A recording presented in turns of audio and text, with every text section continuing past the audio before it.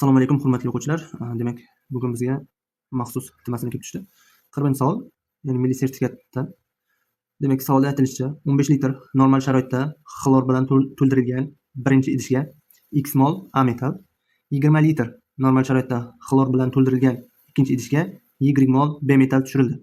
21 litr normal sharoitda xlor bilan to'ldirilgan uchinchi idishga Y mol A metal, X mol B metal aralashmasi tushirildi. Birinchi idishdagi xlorning tugashi uchun ikkinchi idishdagi xlorning tugashi uchun ketgan vaqtga nisbatan 5 sekund ko'proq vaqt ketadi. Uchinchi idishdagi xlor esa 3 sekundda tugaydi deyilgan ekan. Va bizda x plus y taqsim x minus y teng 5 ga tengligi ma'lum bo'lsa, birinchi, ikkinchi, uchinchi shartlarni bajaring degan. Birinchi shartda birinchi idishdagi xlorga qancha vaqt ketgan sekundda. Ya'ni birinchi idishdagi xlor qancha vaqt sekundda tugagan. Ikkinchi shartimiz x taqsim y qiymatini aniqlang degan. Uchinchi shart esa ikkinchi idishdagi xlorning sarflanish tezligini litr taqsim sekundda toping. Sarflanish tezligini toping deyilgan. Xo'p, ana endi nima qilamiz? Xo'p, demak, biz dastlab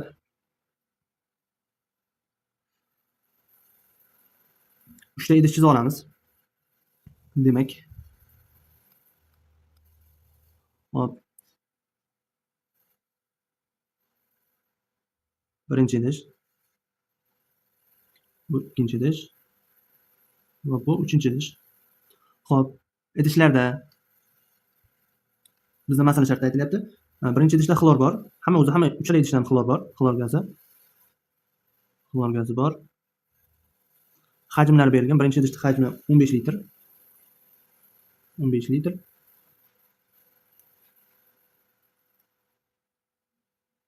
Ikkinchi idishimiz hajmi 20 litr. Uchinchi idishning hajmi 21 litr berilgan.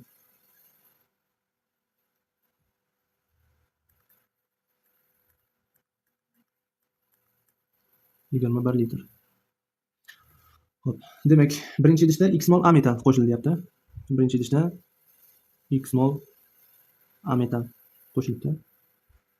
Ikkinchi idishimizga Y mol B metal qo'shildi deyapti. Uchinchi idishimizga esa Y mol A metal, Y mol A metal va X mol B metal qo'shildi deyapti. Mana shu aralashmasi uchinchi idishga qo'shildi degan. Hop. Ana endi xo'p, demak biz birinchi idishda vaqtini bilmaymiz. Ikkinchi idishda ham ketgan qancha vaqtni bilmaymiz. Shuning uchun birinchi idishda vaqtini T1 deymiz. Ikkinchi idish vaqti T2. Uchinchi idishda vaqti bizda masala shartida berib qo'yilgan. T3imiz teng 3 sekundga. 3 sekundga. Hop, bizda masala shartida berilgan x plus y taqsim x minus y teng 5. O'shandan foydalanib x ning y ga bog'liqligini topib olamiz.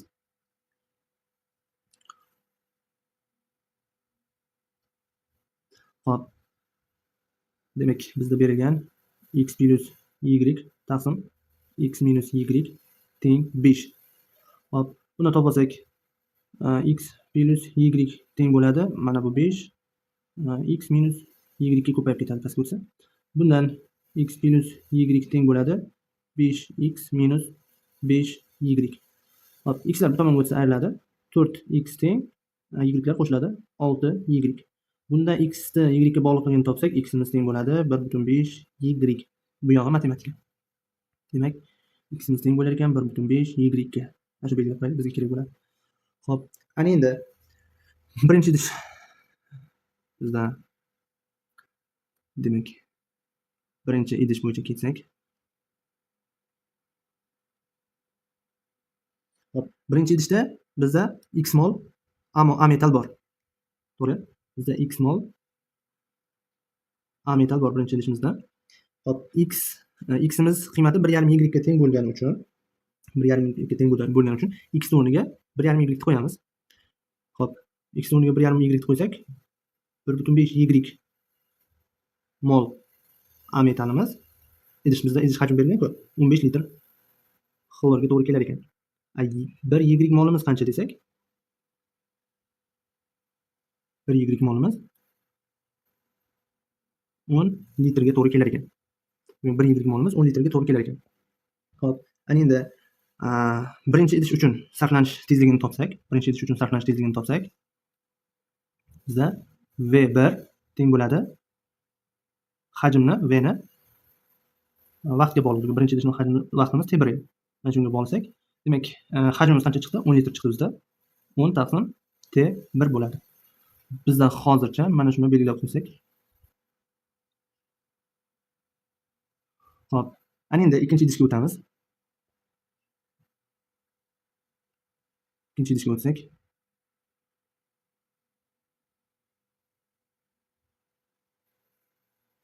Xo'sh, ikkinchi idishda bizda Y mol B-metal bor, to'g'ri? Ya'ni Y mol B-metal bor bizda ikkinchi idishda. Mana shu 20 litr xlorga to'g'ri kelar ekan. Xlorga.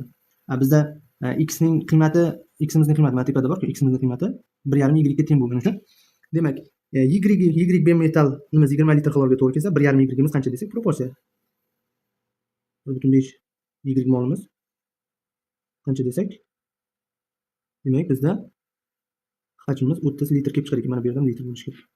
30 litr kelib chiqar ekan. Ana endi ikkinchi idish uchun sarflanish tezligi V2 ni topsak,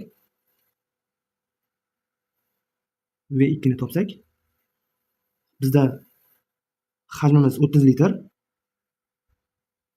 vaqtimiz esa T2 deb belgilab olgandik. Demak, T2 deb belgilab olgandik. Xo'sh. Mana shuni belgilab qo'ysak. Ana endi bizda 3-idishga o'tamiz. 3-idishda hajmi ham berilgan, vaqti ham berilgan. Sarflanish tezligini topsak bo'ladi.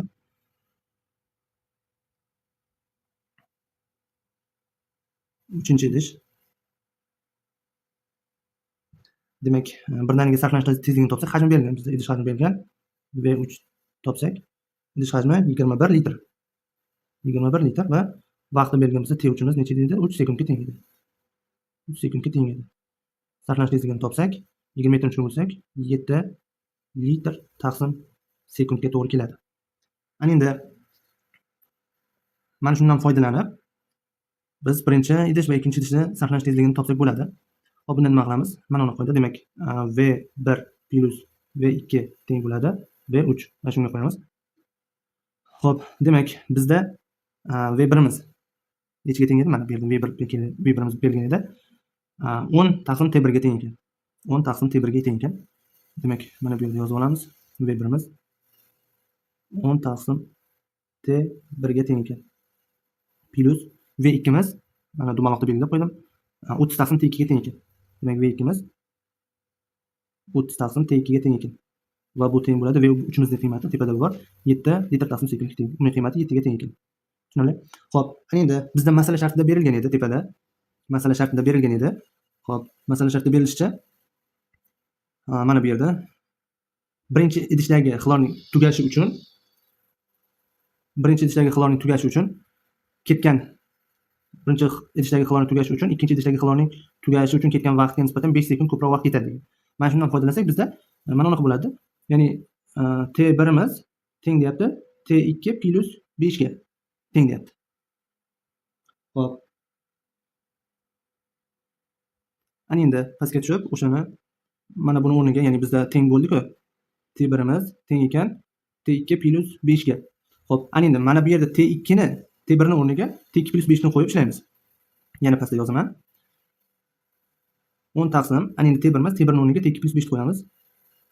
T2 plus 5 plus 30 taqsim T2 bo'ladi, teng 7 ga. Hop, buni biroz pastroqdan ko'chirib olsam.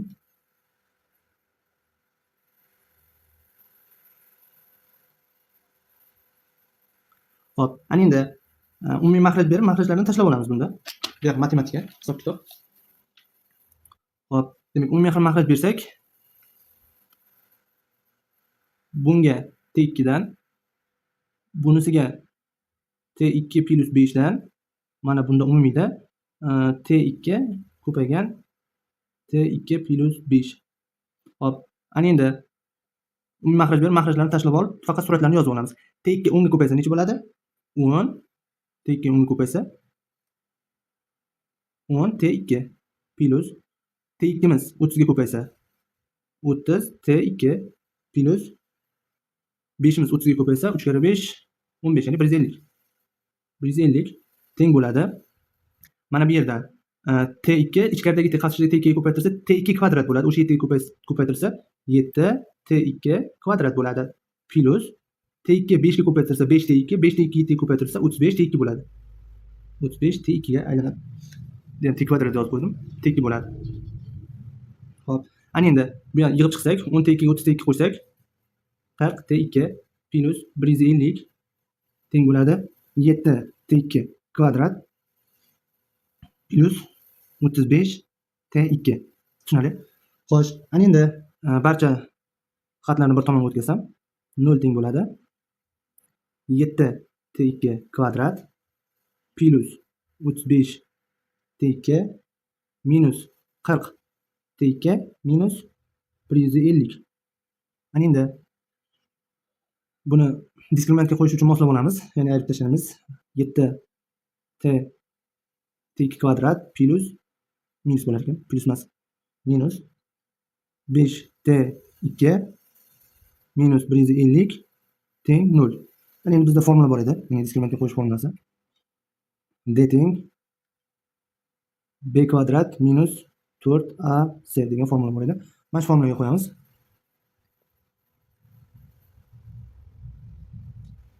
Shu formulaga qo'ysak, demak D teng B'miz minus 5 ga teng. Demak minus 5 ning kvadrati bo'ladi. Minus 5 ning kvadrati bo'ladi.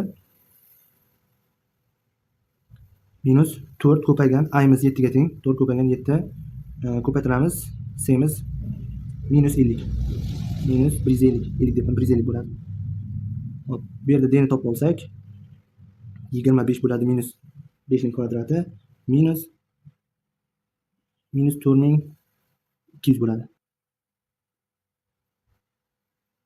Hop, bu yerda D teng bo'ladi 25 plus 4 ning 2 minus bo'lgandan keyin plus bo'lib ketadi 4200. Uni yig'sak D'miz 4225 kelib chiqar ekan. Hop. Ana endi bundan ilzosda chiqarsak, ilzosda 4225 dan bizda chiqadi 65. 65 chiqdi. Hop. Keyingi formulasiga qo'yamiz, o'sha diskriminant formulasidan. Keyingi formulamiz, ya'ni T2 teng kasr chizig'i minus B plus minus ilzosda D taqsim 2A formula bor edi. O'shandan T2 ni topib olamiz. Endi formulaga qo'yamiz. T2 teng B'miz minus 5 edi. Minus 5 ning qarshishi minus 5 ilzosda D'miz 65 ga teng. Kasr chizig'i qilamiz. 2A edi. A'miz 7 ga teng bo'lgani uchun 2 ko'paygan 7. Shunda bizda chiqadi. Hop, minus 5 qarshida oldin minus plus bo'lib ketadi. 5 plus 65 taqsim 14. Bu degani 70 taqsim 14. Bizda T2miz 5 sekund chiqar ekan. Mana shu bizga demak T2miz 5 sekund chiqar ekan. Hop, T2 ni topdik. 5 sekund chiqsa, 5 sekund chiqsa sarflanish vaqti. Ana endi T1 topamiz. T1 topish uchun nima qilamiz? Bizda yuqorida berilgan edi. T1 teng T2 plus 5 ga tengligi masala shartida berilgan. Bundan foydalansak, T1 ni topsak, T2miz 5 chiqdi, plus 5. Demak, T1miz 10 sekund ekan. Tushunarli? Demak, T1miz 10 sekund ekan. Hop, bizda yana ikkinchi idishning sarflanish tezligini ham so'ragan masala shartida. Ikkinchi idishning sarflanish tezligi demak, xlorning ikkinchi idishdagi xlorning sarflanish tezligini so'ragan.